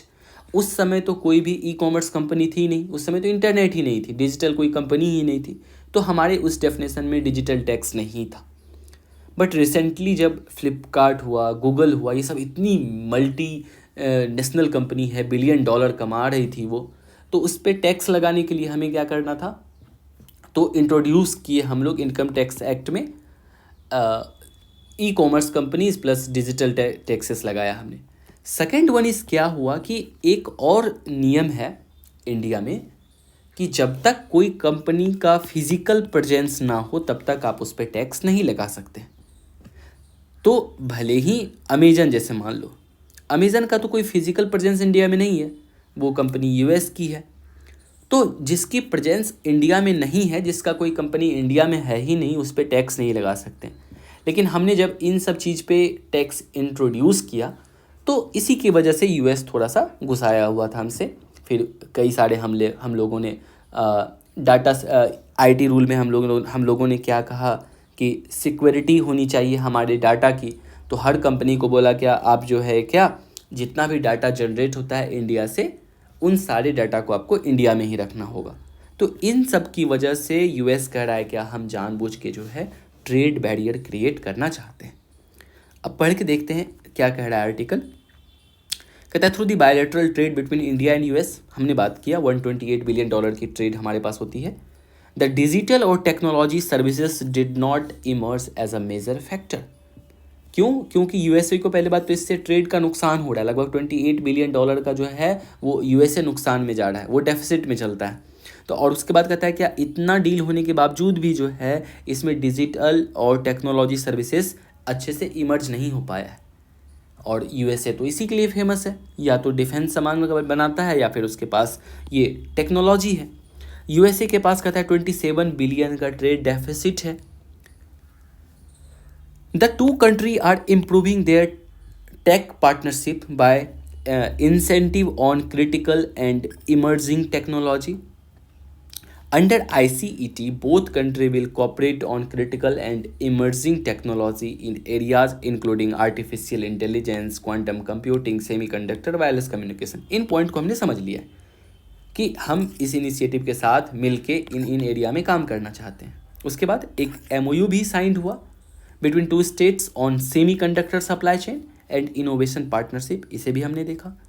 2 joint task force were set up, open RAN के बारे में, ये भी हमने देखा ऊपर में, and research and development in 5G and 6G technology. Joint Indo US quantum coordination mechanism, ये भी हमने ऊपर पढ़ा। तो ये सभी चीज़ तो हम लोग साइन कर रहे हैं, डील साइन कर रहे हैं। एक हमने फंड भी बनाया, US India science technology endowment fund. ये फंड भी इंडस एक्स में आपने देखा था, ये फंड भी सेटअप किया $2 मिलियन का। बट कंसर्न क्या है, concern raised bye US firm क्या कह रहा है, क्या protectionist Indian policy. CCI has complained that India is deploying various tools to protect its local industry and doesn't provide an open access to US company to freely operate and succeed in India। की कहा है कि India तो सिर्फ local industry को ही बढ़ावा दे रहा है, हम लोगों को के लिए तो इस तरह से कर दिया है कि हम लोग छोड़ के चले जाए वहाँ से। Preferential treatment to Indian company, same point, preferential treatment, Indian company को अधिक बढ़ावा दिया जा रहा है with respect to foreign company. Greater government censorship, government जो है अलग अलग नियम ला के सेंसरशिप इम्पोज कर रही है। And complicated tax structure by equalisation levy. अभी हम आपसे इस पर बात कर रहे थे, थोड़ा समझते हैं डिटेल में कि ये इक्वलाइजेशन लेवी को क्यों बोल रहा है ये कॉम्प्लिकेटेड है, हालांकि इकोनॉमिक्स का टॉपिक है। तो देखो क्या होता है, इक्वलाइजेशन लेवी जब हमने इंट्रोड्यूस किया, इसे गूगल टैक्स भी कहते हैं। तो इस पे हम लोग कैसे टैक्स लगाए, तो पहले बात तो था क्या, पेरेंट कंपनी यूएसए में है, जैसे मान लो कोई भी अमेजन को ही ले लेते हैं तो वो कंपनी यूएसए में है, तो इंडिया इस पे पहले के लॉ के अकॉर्डिंग इंडिया में टैक्स नहीं लग सकता था। If there is permanent establishment in India then comes under tax regime. ये लॉ है कि जब तक आपका फिजिकल प्रेजेंस ना हो तो आप उससे टैक्स नहीं ले सकते थे। हालांकि इन आपके मन में ये डाउट चल रहा होगा कि गूगल का भी ऑफिस इंडिया में है, अमेजन का भी ऑफिस इंडिया में है। देखो वो ऑफिस जो इंडिया में बनाता है उसे किस तरह से बनाता है, उसे कहते हैं सब्सिडियरी कंपनी। जैसे google.india.private limited, ये कंपनी इंडिया में बन गया। लेकिन जो मेजर अर्निंग्स हो रही थी मान लो गूगल को, इसलिए इसका नाम भी गूगल टैक्स रखा, तो गूगल का ही है मान लो यूट्यूब।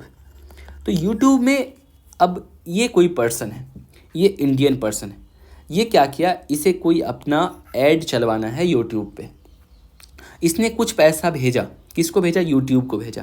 तो ये पैसा इंडियन का पैसा यहाँ नहीं जाके वो मनी चले जाएगा, डायरेक्ट यूएसए जा रहा है वो मनी, तो उस मनी पे कोई टैक्स नहीं लग रहा था। हाँ, इंडिया में जो भी काम हो रही थी उसकी टैक्स लग रही थी, बट जो मेजर जो एड रेवेन्यू था उससे पैसा यूएसए जा रहा था। तो ये इशूज़ था, Indian government tax from subsidiary company but all online money coming from ad goes to parent company, that is वो यूएस जाता था।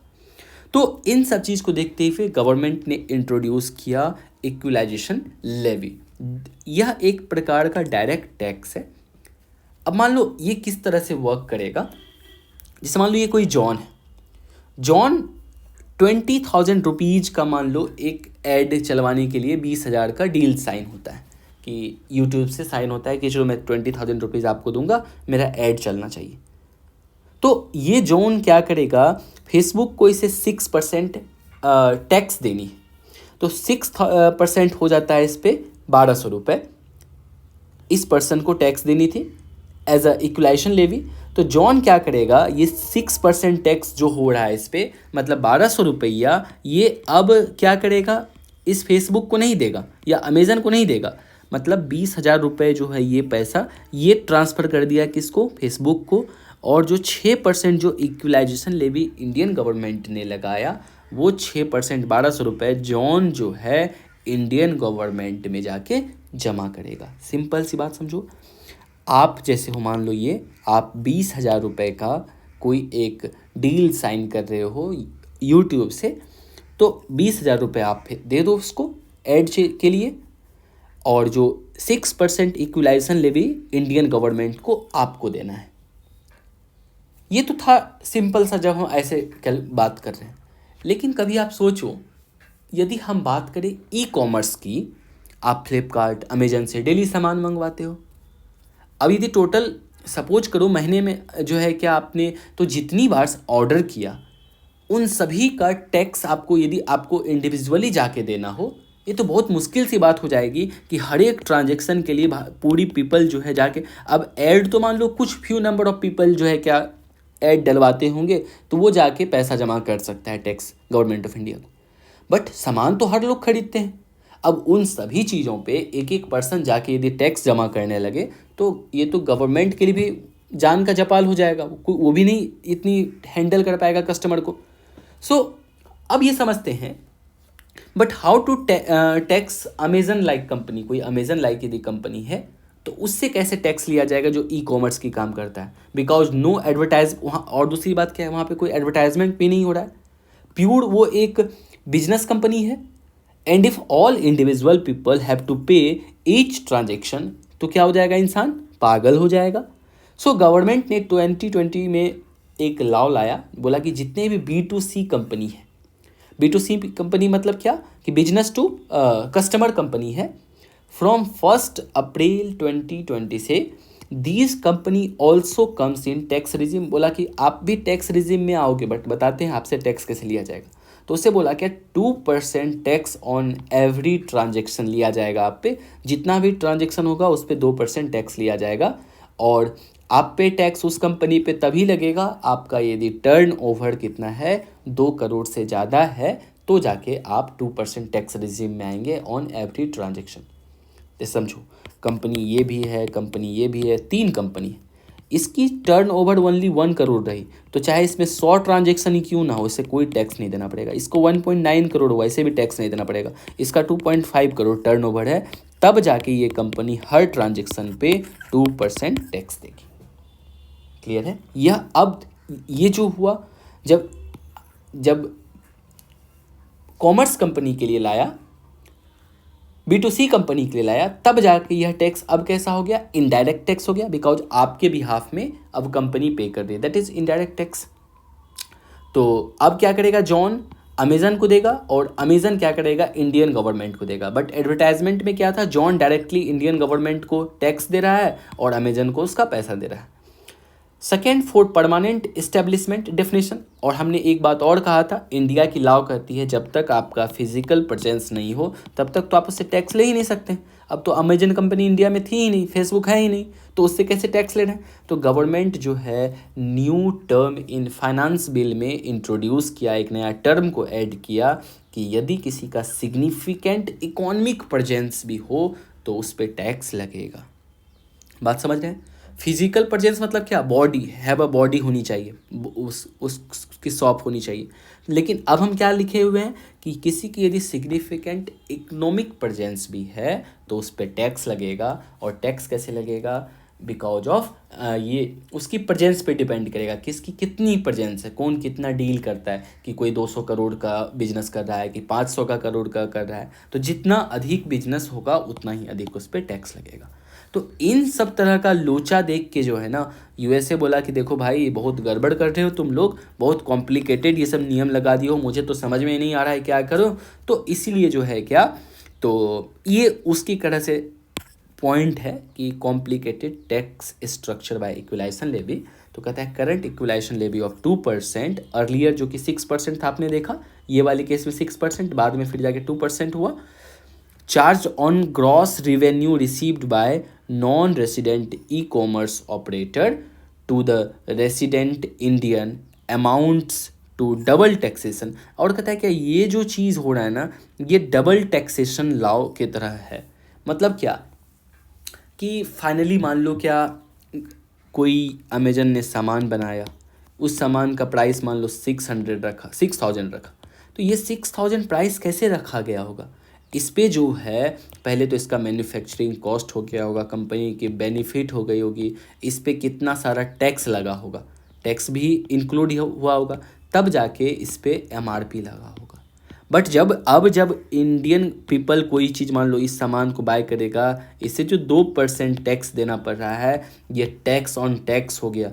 ये टैक्स ऑन टैक्स मतलब हम तो एक तो पहले टैक्स दे रहे हैं, ये टैक्स किसका है, गवर्नमेंट ऑफ मतलब पीपल का है, पीपल का टैक्स है, उसी पे फिर से वो % टैक्स दे रहा है। टैक्स ऑन टैक्स दुनिया की सबसे मतलब इसे बुरा माना गया, दैट्स वाई हमने जीएसटी भी लाया। जीएसटी को लाने का बस एक इशू था कि एक इंसान को 2 बार टैक्स नहीं देना पड़े सेम चीज़ के लिए। एक तो आपका ही मनी मान लो आपने टैक्स किसी को क्या किया कि 10 रुपये दिया, और इसी 10 रुपये जो आपने ये टैक्स दिया है, अब बोल रहा है कि इसी पैसा पे फिर से टैक्स दो। मतलब टैक्स ऑन टैक्स ये बहुत बड़ा ब्लेंड, मतलब क्या कर सकते हैं, हीनियस है। तो दैट्स वाई ये कह रहा है कि डबल टैक्सेशन हो रहा है एंड कॉम्प्लिकेटेड टैक्सेशन फ्रेमवर्क है, जो कि बोल रहा है यूएसए हमें समझ में नहीं आ रहा है, हमारी मैथमेटिक्स कमज़ोर है। सो देख लीजिए इसको। और उसके बाद कुछ और पॉलिसी कंसर्न रहा कि जब हमने आईटी रूल 2021 इंट्रोड्यूस किया, इसमें उसे क्या प्रॉब्लम थी, तो बोला कि आईटी रूल में हमने क्या किया है, 72 आवर का जो है एक डेडलाइन टाइम डाला है कि उसमें हमने ये बात किया है कि देख कोई भी एक फ्लैग्ड कंटेंट होगा। फ्लैग्ड कंटेंट किसे कहते हैं कि ऐसा content means by which an end user provide feedback about content because content is offensive. मान लो आपने कोई कंटेंट देखा यूट्यूब में, नेटफ्लिक्स पे, आपको लगा रही ये तो बहुत ऑफेंसिव है, बहुत वायलेटिव है, ये चाइल्ड पोर्नोग्राफी को प्रमोट कर रहा है, या वीडियो बहुत मतलब सोसाइटी में हेट्रेड पैदा कर सकता है, इस तरह का कंटेंट यदि है तो क्या आईटी एक्ट में है 72 आवर के अंदर इसे हटाना होगा बाय द गवर्नमेंट नोटिफिकेशन या फिर कोर्ट ऑर्डर के तहत the social media intermediaries to the social media intermediaries. तो ये कंटेंट हटाया जाएगा। तो उसके बाद देखो वेट अ सेकेंड, तो the code has placed a deadline of 72 hours to take down a flagged content by government of India notification or court order to the social media intermediaries। जो भी ये सोशल मीडिया के intermediaries है उसे कहा जाएगा कि आप क्या करो, इस कंटेंट को रिमूव करो 72 आवर्स के अंदर। ये किसके द्वारा हो सकता है, या तो गवर्नमेंट के नोटिफिकेशन से या कोर्ट के ऑर्डर से। उसके बाद कहता है क्या, एसएमआई ये जो सोशल मीडिया इंटरमीडियरीज होगा, मतलब जिसकी जो ये कंपनी होगी उस कंपनी को चलाने वाला, उसे अपॉइंट करना होगा एक लोकल कंप्लायंस ऑफिसर। अब मान लो नेटफ्लिक्स है, नेटफ्लिक्स को एक इंडिया में लोकल कंप्लायंस ऑफिसर नियुक्त करना होगा जो कि इस तरह की जो है क्या, इस तरह की कंप्लेन पे ग्रीवांस को रिड्रेस करेगा। ग्रीवांस रिड्रेस मतलब शिकायत का निवारण करेगा। इस तो लोकल कंप्लायंस ऑफिसर क्रिएट करना होगा। और इसमें भी यूएसए का कहना है, देखो भैया हम तो मतलब यूएसए में है, हमारी बहुत सारी कंपनी है, अब सब के लिए हम इतना करने लगे, फिर यहाँ पे प्रोसेस टू प्रोसेस, तो जिसकी वजह से यूएसए थोड़ा हमसे नाराज़ है। And digital person data protection bill में हमने क्या बोला कि जितना भी जो डाटा जनरेट हो रहा है इंडिया से, इंडियन पीपल का, उस डाटा को आपको लोकलाइजेशन करना होगा, उसी कंट्री में, हमारे कंट्री के अंदर ही स्टोर करना होगा। दैट्स वाई हमने मास्टर कार्ड को भी बैन किया था। सो ये एक डाटा लोकलाइजेशन का पॉइंट है, इसमें भी वो नाराज़ है, बोला कैसे हम लोग इतना इंफ्रास्ट्रक्चर का ध्यान रखेंगे। सो ये सारी कुछ कंसर्न्स हैं हमारे बीच। नेक्स्ट वे फॉरवर्ड क्या है, ensure secure cross border data transfer. चाहे जो भी हो, हमारी कंट्री के पीपल की डाटा सिक्योर तो रहनी चाहिए, तो इंश्योर कि यदि वो अमेरिका में भी रहे तो डाटा की सिक्योरिटी बनी रहे। सपोर्ट स्टार्टअप एंड इनोवेशन, जितनी भी स्टार्टअप्स इसमें आती हैं, इनोवेशन आती है, उससे सपोर्ट किया जाए। Strengthening cyber security measures, cyber security hope so आप समझ रहे होंगे। Collaborate on digital standards and eliminate red tapism and access censorship. तो थोड़ा ये भी ध्यान में रखना चाहिए, यदि आप किसी भी चीज़ नट को बहुत ज़्यादा टाइट करेंगे तो वो टूट जाएगा। So trying to invest in India should be treated at par Indian counterparts and there should be certain guidelines set to moderate the digital content. अब आप डिजिटल कंटेंट को भी उतना ही रेगुलेट करोगे, उतना ही सेंसरशिप लगाओगे, तो फिर जो है ना वहाँ से क्या होगा कि क्रिएटिविटी नहीं निकल पाएगा। ये बहुत सारे आर्टिकल्स में भी बोला गया।